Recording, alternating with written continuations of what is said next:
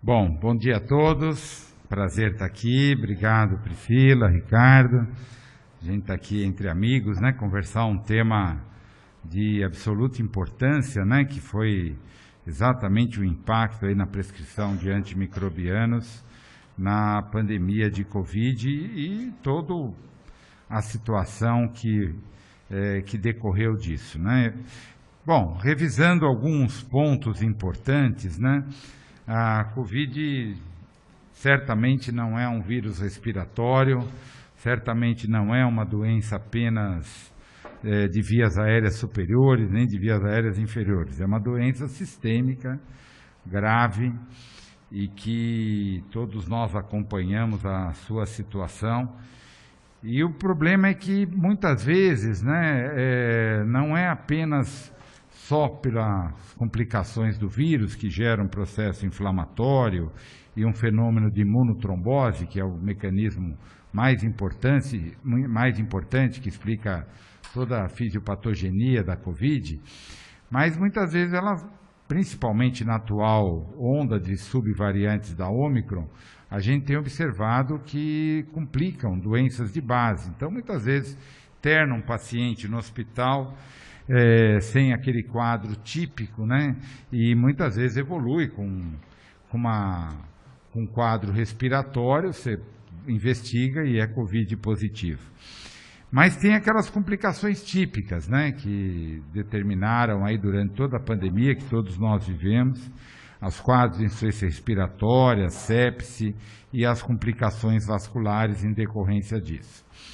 Então, situações como essa, né, você recebe um paciente, e esse era uma grande dificuldade, pega um raio-x de tórax, né, você não consegue visualizar muito o que está acontecendo, né? Quando você faz a tomografia, aí você encontra essas complicações mais graves e fica muito difícil, né, numa situação como essa, realmente você não utilizar antibiótico também junto, né? Será até que ponto isso é só pelo vírus, até que ponto tem uma infecção secundária.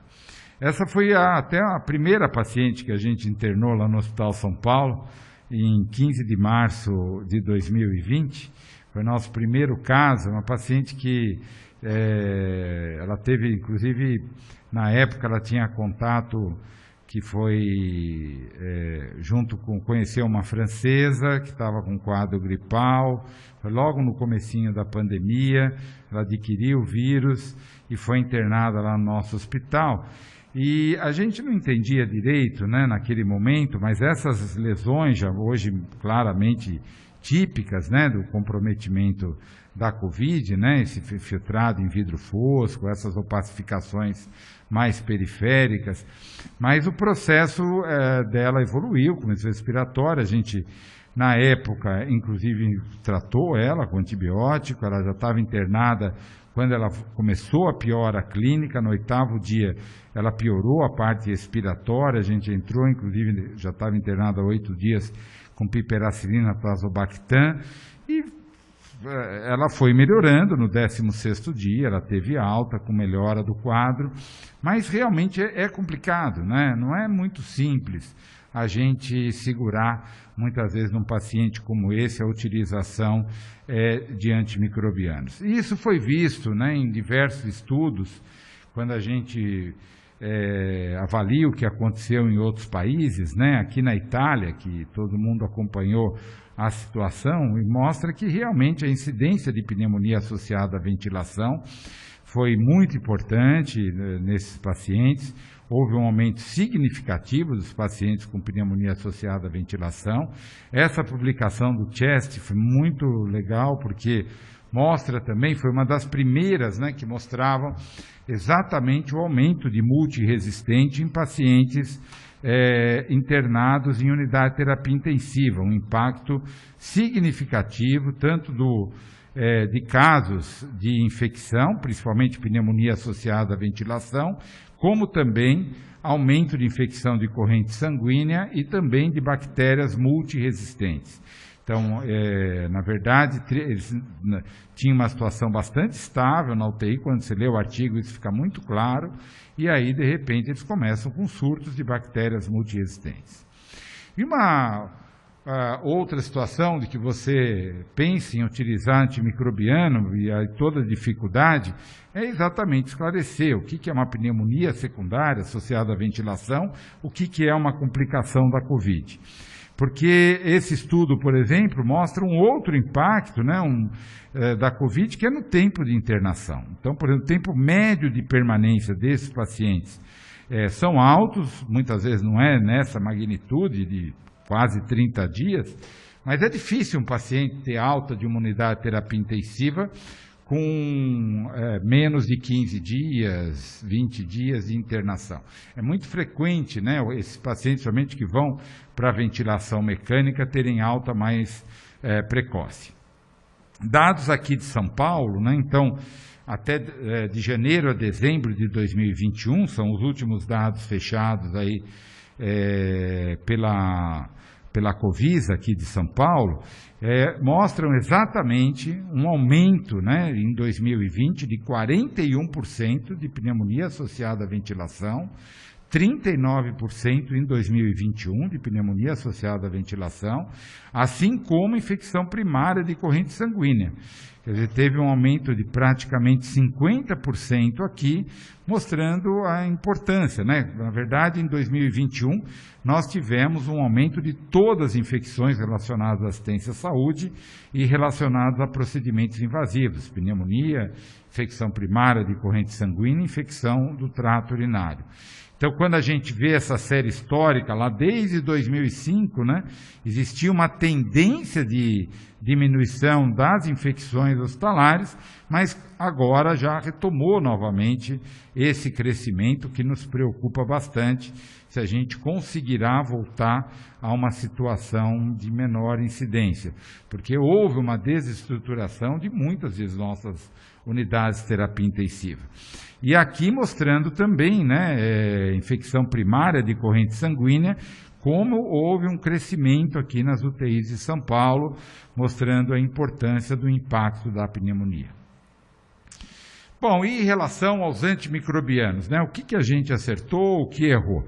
Isso também é motivo de muita discussão, essa é uma análise durante a pandemia da prescrição de antimicrobianos em hospitais americanos, né, 11 anos de pandemia, mostrando aqui, principalmente nessas barras amarelas, a prescrição de azitromicina.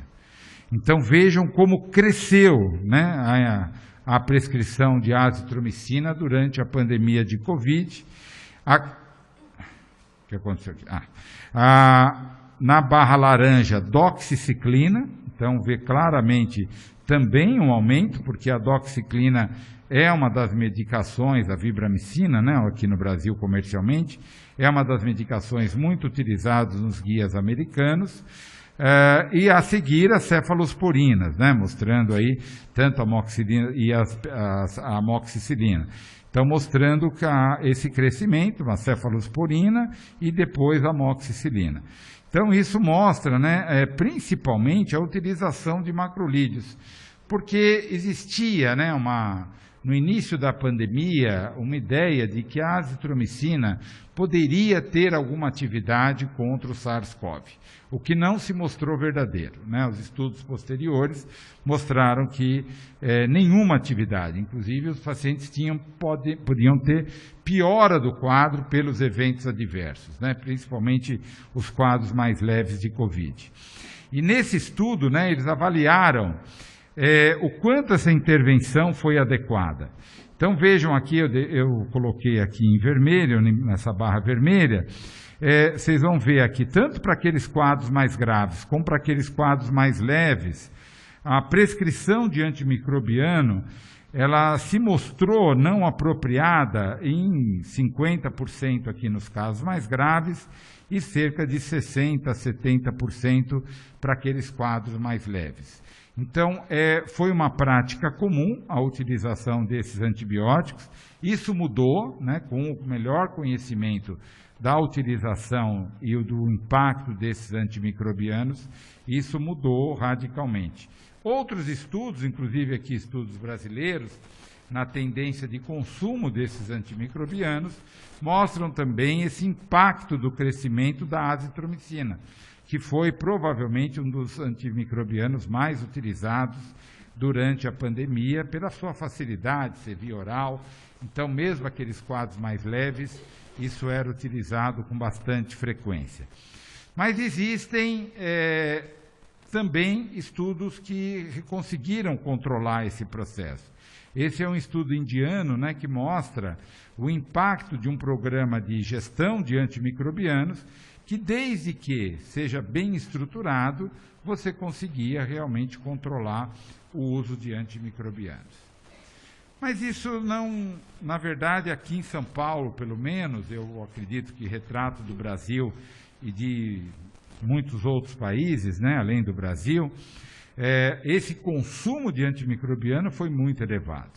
Vejam aqui dados das UTIs brasileiras, como as cefalosporinas, principalmente ceftriaxona, vinham aqui numa contagem de dose diária definida em torno de 200, 207. Olha como há um aumento significativo do consumo de cefalosporinas, um aumento significativo nessa barra verde, piperacilina tazobactam, e na azul dos carbapenens, mostrando aqui um impacto também importante no aumento da piperacilina, como dos carbapenêmicos, e uma preocupação adicional com as polimixinas, porque aqui a indução de resistência, uma das poucas drogas que a gente tem contra a Cinetobacter, e veja que também houve um aumento aqui das polimixinas. Bom, se justifica, né? Será que a gente errou ou acertou com esse aumento do uso de antibióticos? Provavelmente a gente errou muito mais do que acertou, né? Que é a pergunta dessa mesa. Entretanto, né, esses pacientes, eles também têm uma tendência de aumento de infecções bacterianas, né? Os estudos mostram que você tem aumento de aderência, aumento da invasão, porque é um paciente que, além da doença de base grave, é um paciente em uso de corticoide, a grande maioria desses pacientes estão em uso de corticoide ou algum outro imunomodulador, e certamente isso aumenta a chance de infecção. Tentando analisar um pouco isso, né, e tentar distinguir o quanto a gente acerta tratando uma pneumonia associada à ventilação em pacientes COVID, comparado com pacientes não COVID, nós elaboramos, né, eu participei desse trabalho, a gente elaborar critérios específicos de PAV na COVID. Porque se a gente pegar só os critérios de pneumonia associada à ventilação num paciente COVID, é muito complicado. Porque ele tem toda uma evolução, você não sabe o que é da doença ou o que é de uma infecção secundária. Então, nós elaboramos essa norma da Anvisa, está publicada, né, que a melhora e que é aquele paciente internado no UTI, resumidamente, está internado e há uma melhora das trocas gasosas. O que é melhora das trocas gasosas, né? Você não está precisando aumentar o PIP, você não está precisando aumentar o FiO2, ele estabiliza, você observa, o paciente está evoluindo melhor, está febril por pelo menos 2 dias consecutivos e volta a piorar novamente, porque a imagem radiológica, a gente perde o parâmetro aqui, que é um dos parâmetros hoje pelas recomendações da Anvisa. Você não perde esse parâmetro, que o paciente tem um comprometimento pulmonar grave. Então, ele volta a piorar, tem uma piora da troca gasosa, isto é, ele tem um aumento do PIP, pelo menos maior que 3 centímetros de água, e um aumento de mais de 20% da fração inspirada de oxigênio. Quando ocorre essa situação e você tem uma cultura quantitativa igual ou superior de secreção acima de 10 elevado a quinta unidades formadoras de colônia, você vai conceituar esse paciente como uma pneumonia associada à ventilação e vai conduzir dessa forma. Nós sabemos que tem muitos hospitais que não conseguem realizar a cultura quantitativa, mas é um parâmetro importante nesse paciente com COVID para a gente estabelecer a piora. Outra situação é você utilizar a procalcitonina, né? Quais são os biomarcadores que poderiam evoluir? Você tem o PCR, mais no nosso dia a dia mais fácil de aquisição, a maioria dos hospitais já tem isso disponível, tem os parâmetros do hemograma, tem a questão clínica, mas aqueles hospitais que dispõem de procalcitonina, é interessante, né? Principalmente quando você tem uma procalcitonina acima de 1, isso aumenta a especificidade. Esse estudo mostra exatamente isso, é um estudo recém-publicado, né, que elucida o papel da procalcitonina como um biomarcador de pacientes hospitalizados com Covid. E quando você tem mais que 1, você vê que a sensibilidade cai um pouco, né, porque a maioria dos pacientes tem aqui uma procalcitonina menor que 1, você tem uma queda da sensibilidade, mas tem um aumento da especificidade, e isso pode te ajudar, se você tiver disponível a procalcitonina, pode te ajudar. O problema é o custo, né? A procalcitonina, um exame que está em torno de R$200, e muitos hospitais não têm isso na sua prática. Quando a gente volta um pouquinho aí para os agentes etiológicos, que aí é outro impacto, que é a questão da resistência, o que levou, né, essa situação do aumento do uso de antibiótico também teve impacto na resistência. Então vejam que também nos dados aqui de São Paulo, de 2021, o principal agente que teve um crescimento exponencial foi a Klebsiella pneumoniae, junto com a Acinetobacter. Eu acho que muitas das nossas instituições, né, viveram surtos de Acinetobacter e Klebsiella. Então, esses agentes hoje estão muito relacionados pós a pandemia, né, que é a resistência aos antimicrobianos, fomentada pela pandemia de Covid.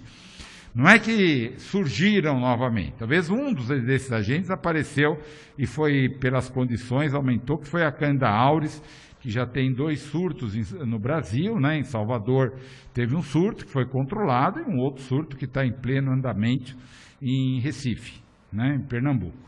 Mas mostrando, né, e foram exatamente, o primeiro caso de Candida auris foi exatamente no UTI Covid.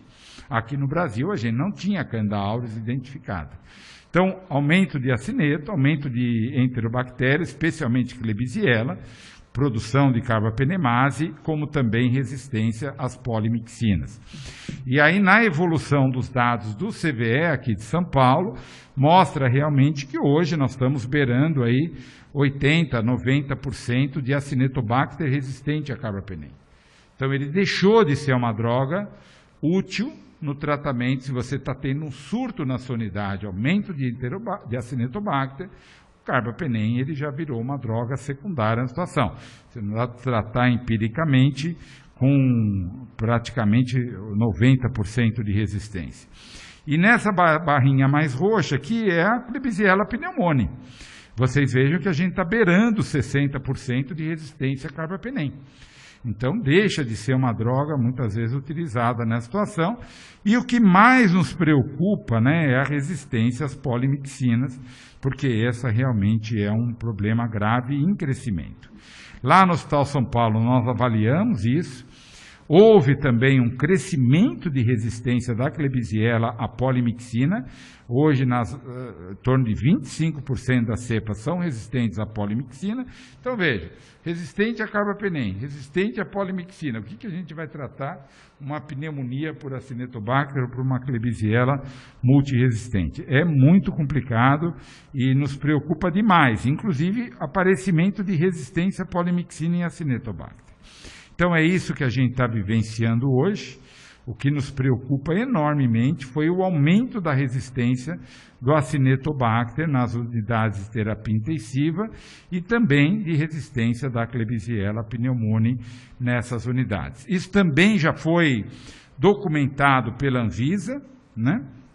Nós não tínhamos NDM no Brasil, que é Nildelli-metalobeta-lactamase, né? Uma cepa produtora de metalobeta-lactamase, que leva a resistência a todos os carbapenêmicos, meropenem e muitas vezes também a polimixina, não pela metalobeta-lactamase, mas outros genes de resistência estão associados.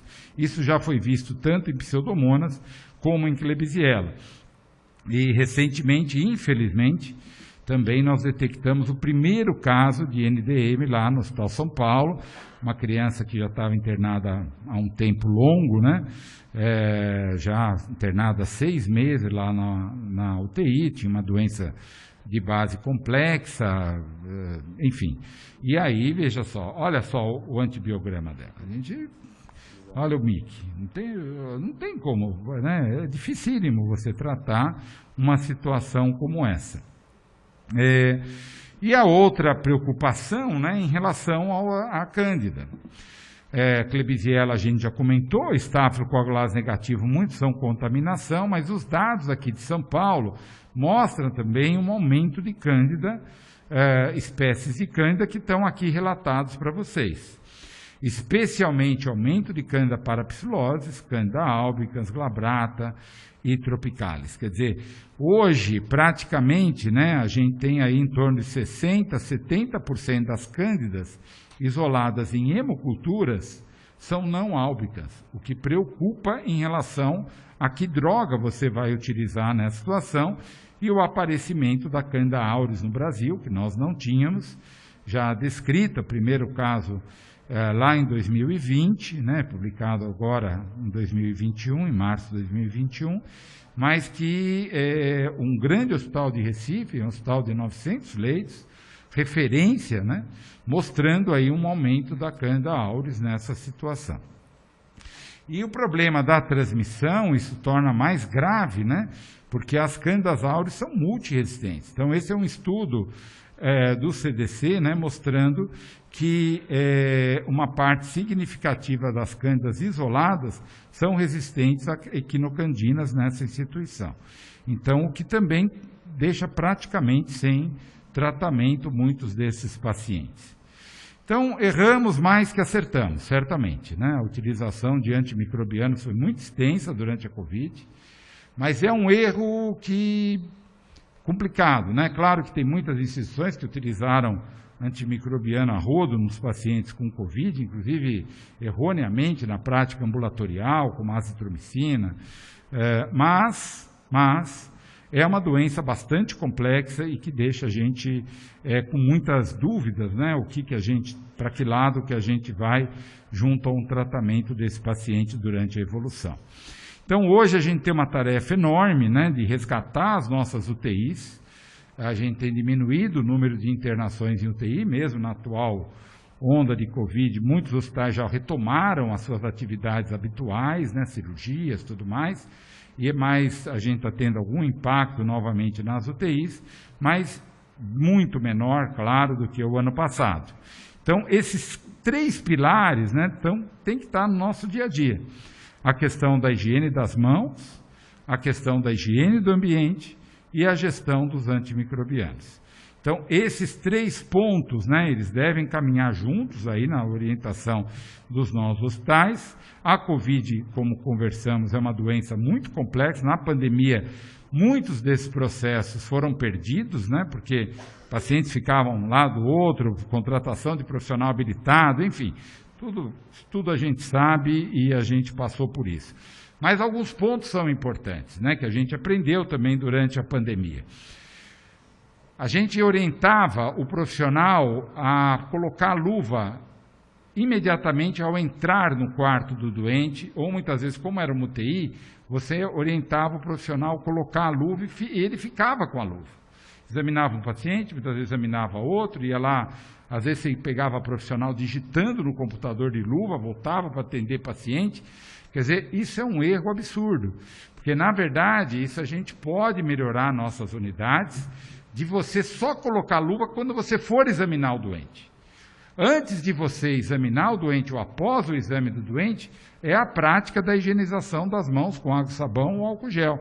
Não tem razão de o fato de você entrar num quarto de Covid, você ficar, se você tem uniforme específico da unidade, a maioria das nossas UTIs você tem uniforme específico, não tem porque você já vestiu um avental de procedimento para entrar no quarto, você ficar com o avental de procedimento o tempo inteiro e muitas vezes de luva, contaminando todos esses equipamentos. Então é importante que as nossas práticas mudem. né? A nossa recomendação inicial era colocar o avental, a luva, antes de entrar no quarto, mas isso realmente precisa mudar e alterar. E aqui um estudo belíssimo, né, que é publicado no American Journal of Infection Control, que mostra exatamente as dificuldades, né? Você vê que a pandemia de Covid, que a gente achou que ia aumentar a aderência para a higiene das mãos, em muitos hospitais, inclusive esse na Dinamarca, ocorreu o contrário, houve uma diminuição da aderência à higiene das mãos. Exatamente por causa dessa prática de você muitas vezes colocar luva e achar que você está protegido e que você não esquece que essa transmissão cruzada. Esse estudo, por exemplo, mostrou que já tinha uma aderência baixa e piorou durante a pandemia de Covid. Antes do contato era 24%, foi para 20%, e após o contato de 43% foi para 35%. Outra questão chave nas nossas unidades de terapia intensiva é a higiene ambiental. Ninguém é dono da higiene ambiental dentro do ambiente hospitalar, é um absurdo, né? Quem faz a limpeza concorrente? É o técnico de enfermagem, o auxiliar de enfermagem, a enfermeira, é uma coisa que a gente não se preocupa com isso, né? Nas visitas interdisciplinares, ninguém preocupa com a questão da higiene. E a gente sabe que muitos desses agentes persistem nesse ambiente por dias, né? Muitas vezes meses, a exemplo do Acinetobacter, que é exatamente um dos focos que a gente está discutindo aqui, que é selecionado pelo uso de antimicrobiano de forma inadequada e você contamina todo esse ambiente próximo ao doente, e essa é uma prática importantíssima. No surto de Candida auris que está ocorrendo lá em Recife, né, a gente chegou a avaliar essa situação e observou que muitos dos equipamentos próximos ao doente, você conseguia identificar Candida auris no papeleiro, no monitor, próximo da cama. Foram pesquisados todo esse ambiente próximo ao doente, mostrando que estavam contaminados com Cândida, né? Inclusive o termômetro, que é utilizado para medir a febre, né, nas UTIs, muitas vezes ele não é desinfetado entre um paciente e outro e não é individualizado. Então são coisas que passam e que levam à contaminação de agentes tão importantes. E um paciente com Covid, né, muitas vezes pós-cirúrgico, às vezes está com 5 bombas de infusão, 6 bombas de infusão, o que dificulta muitas dessas práticas. E o outro ponto é exatamente o gerenciamento de antimicrobianos, que a gente precisa trabalhar em equipe, e isso move questões culturais, questões que envolvem toda a prática profissional, e a gente vai ver que mesmo com os novos antimicrobianos, cefderocol, os inibidores de beta-lactamase, os nossos Acinetobacter estão dando risada para tudo isso. Nenhuma dessas drogas funcionam para Acinetobacter. O único é um pouquinho cefderocol e um derivado de tetraciclina. O restante, Varbobactam, os inibidores, nenhum deles, olha aí, nenhuma atividade contra Acinetobacter, e mesmo as enterobactérias que tenham carbapenemase, metalobeta-lactamase, também não tem atividade.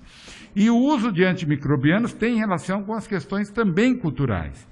Esse é um estudo que mostra que o tempo de formado, está aí a Ana, aí no final, eu e a Ana, que temos mais de 20 anos de formado, né, Ana?